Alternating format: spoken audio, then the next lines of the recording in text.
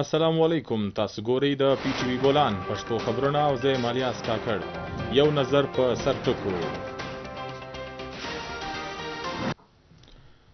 وزیر اعظم محمد شهباز شریف او د بیلاروس صدر الکساندر لوکاشینکو په ګډې خبرې غونډه کې وکړه.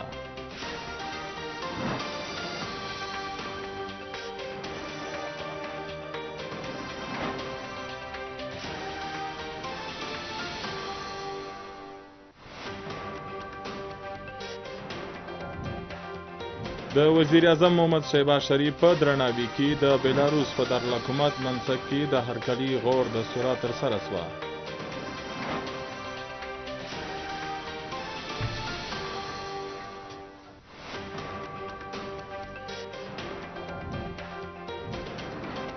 د پاک بیریا کمانډ او سټاف کانفرنس په هیډ کوارټر اسلام آباد کې ترسره شو. د پاک بیریا سرمشر ایډمیرل نوید اشرف د کانفرنس مشري وکړه.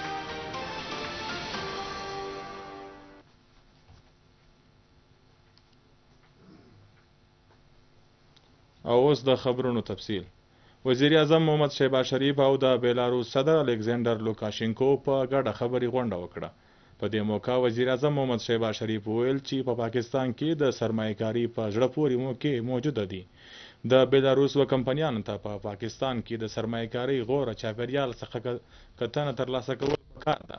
محمد شهباز شریف وویل چې د دواړو هیوادو ترمنځ دوه اړخیزه اړیکو په هکله ګټورې خبرې وسوې او پاکستان او بیلاروس ته په زرعي او صنعتي څانګو کې د یو بل د تجربو څخه ګټه اخیستل پکار ده. د بیلاروس صدر وویل چې بیلاروس د پاکستان سره خپل اړیکو ته ارزښت ورکوي. د دواړو هیوادو ترمنځ د مرستې او پراخې موقع موجوده دي. هغه وویل چې د وزیر اعظم محمد شهباز شریف د بیلاروس د دورې څخه اړیکې نورې پیاوړې شوې دي. د پاکستان بیلاروس بزنس فورم پرانستل د تجارت لپاره ډیر ضروري دي.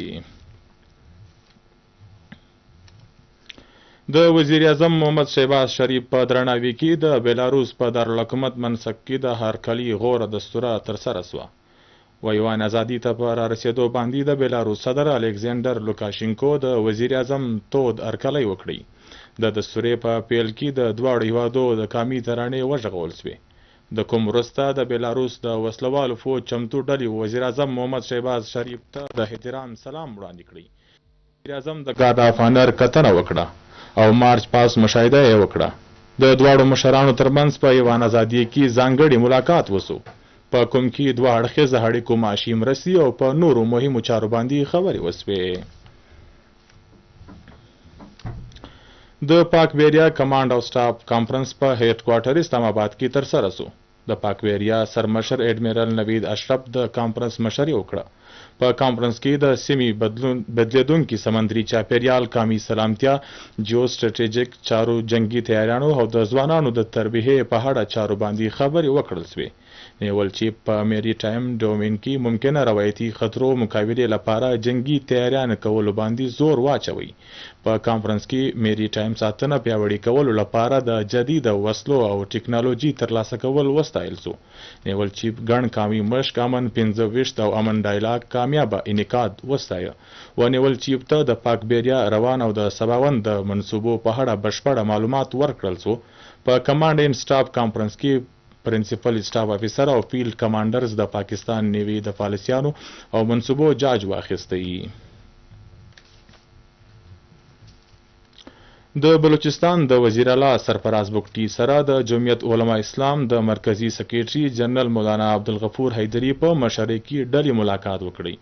د لیدو کتو پر مهال په بلوچستان کې د امن و امان او ټولنیز چاپیریال په ملتیا د بلوچستان نیشنل پارټي په پرلت تفصیلي خبرې وکړل شوې او د جمعیت علما اسلام ډلې په اوسنی چاپیریال کې د سالسي کردار ترسره کولو وړاندیز هم وکړي.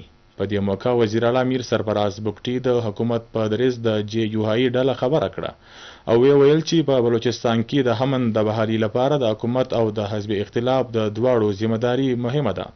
جمعیت علما اسلام به د یو سیاسي قوت په توګه خپل کردار ادا کړی دی چې جمعیت علما اسلام همیشه یو مثبت سیاسي کردار ترسره کړی دی کوم چې د ستاینې وړ دی او حکومت د ټولو سیاسي ستونزو هواري په سیاسي مشاورت کول غواړي.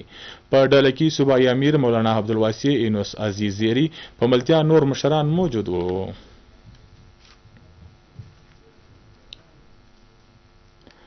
د ځايي ناست چیرمن سېنیټ سیدال خان سره پخوانی پارلیمنټرین اجي میر محمد بړیچ د پاکستان مسلم لیگ نون رخشان ډیویژن مشر او لوی ایچ پین البانی په پارلیمنت هاوس کې ولیدل. د هیواد په اوسنی سیاسي او اقتصادي صورتحال سرمایه‌کاري په موقع او د تجارتي هلو ځلو د دې سربیره د ولسی خیر ښېګړې او پایداره ترقي لپاره په بیلابیلو تجویزونو خبرې وکړې. په دا مهال ځايي ناست چیرمن سېنیټ وویل چې اوسنی حکومت د ټولو ملګري جماعتونو سره په ملګرتیا هیواد د وړاندې چیلنجونو څخه د ایستلو او د ترقي په لار د روانولو هڅې کوي. هغه وویل چې معاشي ټینګتیا، ځوانانو ته روزګار ورکول او په کاروباري ماحول ښه جوړول د حکومت په لومړي ترجیحاتو کې ګډې دي. ډیپټي کمشنر کوټي سعد بن حسد او د هیوان صنعت او تجارت بلوچستان صدر په خپل ګډ خبري کانفرنس کې ویلي دي چې د سړک بندولو او پرلتونو په سبب د ښار معاشي هلې ځلې مفلوج شوي دي. حکومت خبرو اترو لارې لار د خلاصولو هڅې کوي. هغوی د سیاسي جماعت څخه خواست وکړي چې ولس ګټې ته په ذاتي ګټه ترجیح نه ورکوي. د خوراک شاک شیانو او د سبزیانو په بیه کې زیاتوب کیږي او نورو شهرونو استولو هم متاثره کیږي. د هیوان صنعت تجارت د صدر ویناوه چې که حالات سنبال نسو نو غذایی کمبود او په کاروباري تاوان کې به زیاتوب وسي. هغه ټریفیک په بحالولو د معاشي الوزلو د سمدستي بحالولو غوښتنه وکړه. پخوانی وفاقي وزیر د پاکستان پیپلز پارټي مرکزی مشر میر چنګیز خان جمالي ویلي دي چې په نصیر آباد کې د هولس د معاش ذریعہ د کروندګرو سره تړلې ده. د زراعت د ترقی او د ولس خوشحالي او د هوبخور د محکمې څخه اوبه د رسیدو په صورت کې په ډیر مقدار کې د زرعي شیانو پیداوار څخه ممکنه کېدای شي. د ربیع په موسم کې د هوبو د ډیر مقدار په سبب ریکارډ غنم او د نورو فصلونو پیداوار د دې خبرې ثبوت دی چې اوسنی د بلوچستان حکومت وزیر اعلی سرفراز بګټي او د هوبخور د محکمې د افسرانو په زړه پورې زیاته او پام نتیجه ده.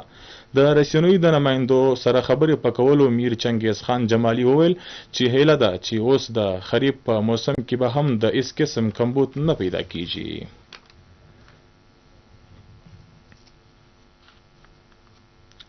د پوجي فرټلایزر کمپنی د انرژي لیمیټډ سرمشر سید عمران شاه په سرمشرۍ یوې ډلې د ګوادر ډیولپمنٹ اتارټي دوره وکړه. په دا مهال هغه په ګوادر کې د بدل توانایي شمسي او د هوایي توانایي منصوبې په پیل کولو کې ژوره دلچسپي څرګنده کړه. هغه وویل چې ګوادر د یو قدرتي وینډ کورینډر سره ټول کال د لمر د تیزی ګرمي څخه هم مالامال دي، کوم چې د شمسي او د هوایي توانایي پیدا کولو د پاره ډیر موضوع جوړوي. هغه په دې خبره زور ورکړي چې د دې منصوبو له لارې نه یوازې کورنۍ ضرورتونه پوره کېدای شي بلکې په سباوون کې په ګوادر کې د صنعتي هلو ځلو دپاره په کار توانایي هم ورکول کېدای شي.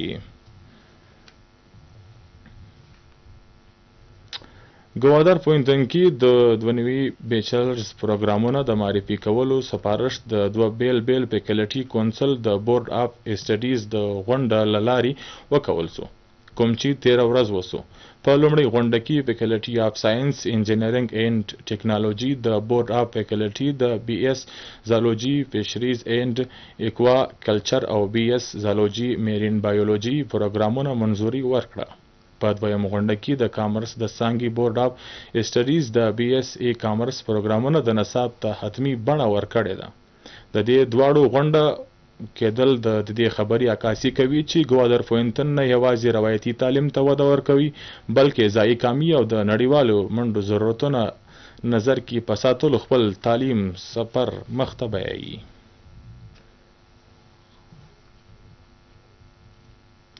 او اوس په پای کې تاسو وګورئ د بلوچستان د بیلابیلو سیمو د موسم حال او مشترکړي اجازت د لوی الله پامان.